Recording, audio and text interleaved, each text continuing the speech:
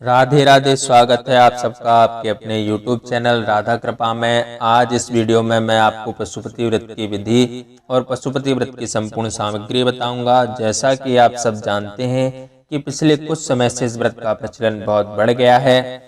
ज़्यादातर माताएं और बहनें इस व्रत को करती हैं। इस व्रत को करने मात्र से आपकी जो भी मनोकामना है वो निश्चित ही पूरी होती है। अगर आप बिना किसी गलती के पूरे भक्तिभाव से इस व्रत को करते हैं तो निश्चित ही आपकी मनोकामना पूरी होगी। तो चलिए सबसे पहले इस व्रत की सामग्री जान लेते हैं कि आपको इस व्रत के लिए क्या क्या सामग्री एकत्रित करनी होगी।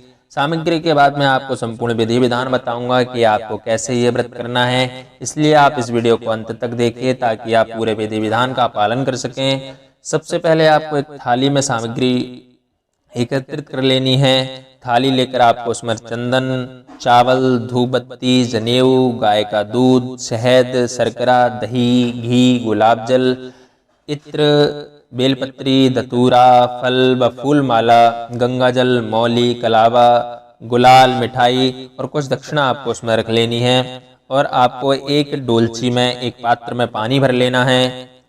इसके बाद ये सामग्री आपको थाली में सजाकर अब मैं आपको इस व्रत का विधान बतलाता हूँ कि आपको कैसे ये व्रत करना है, कब इसकी शुरुआत करनी है। पशुपति व्रत में 5 सोमवार तक यह व्रत किया जाता है।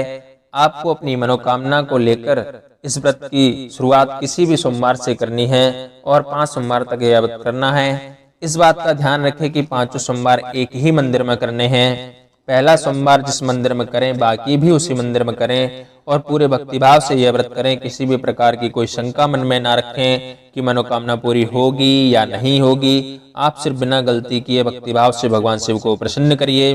सोमवार को प्रातःकाल जल्दी उठकर पूरा सामान एक थाली में सजा लें और थाली और पानी लेकर मंदिर जाएं। मंदिर जाकर आप भगवान शिव का अभिषेक करें। सुबह की थाली में घी का दीपक रख लें। दीपक प्रज्वलित करके भगवान के अभिषेक की शुरुआत करें।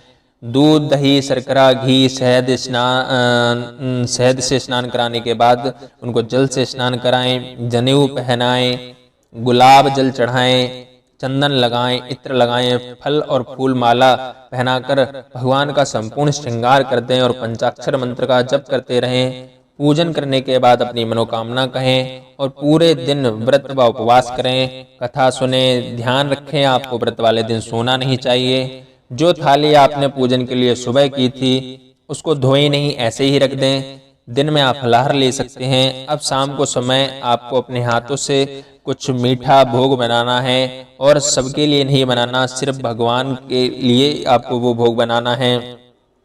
उस मीठे को आप थाली में रखकर 6 दिए को भी थाली में रखें और अब आप भगवान के मंदिर जाएं। उस भोग को भगवान के सामने 3 हिस्से करने हैं। फिर 2 हिस्से भगवान को समर्पित कर दें और एक हिस्सा अपनी थाली में रख लें। 6 में से 5 दिए आपको वहीं भगवान के मंदिर में जला देने हैं अपनी मनोकामना को बोलकर। एक दिया आपको घर वापस लेकर आना है और आपको वो दिया अपने घर की दहलीज पर अपने दाहिने हाथ पर जलाना है, अपनी मनोकामना बोलकर जलाना है। फिर आपको भोजन प्राप्त करने से पहले वो जो प्रसाद का एक हिस्सा है सबसे पहले आपको उस प्रसाद को पाना है और उस प्रसाद को पाने के बाद अपना आप भोजन ग्रहण कर सकते हैं।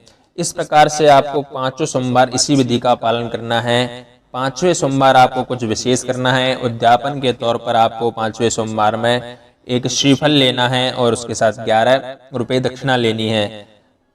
5वें सोमवार को आप 108 चावल के दाने चढ़ाएं। भगवान का नाम जप करके 108 बेलपत्र के पत्ते भी चढ़ा सकते हैं या फिर मूंग की दाल के जो दाने होते हैं वो भी आप चढ़ा सकते हैं।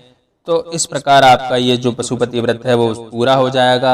आपको भगवान शिव से अपनी मनोकामना के बारे में बोलना है और भगवान से अपने इस व्रत को का फल देने की आपको कामना करनी है। जय श्री कृष्ण, जय श्री राधे। अगर आपको ये व्रत ये जो वीडियो है पसंद आया हो तो आप इसको लाइक करें, शेयर करें, सब्सक्राइब करें।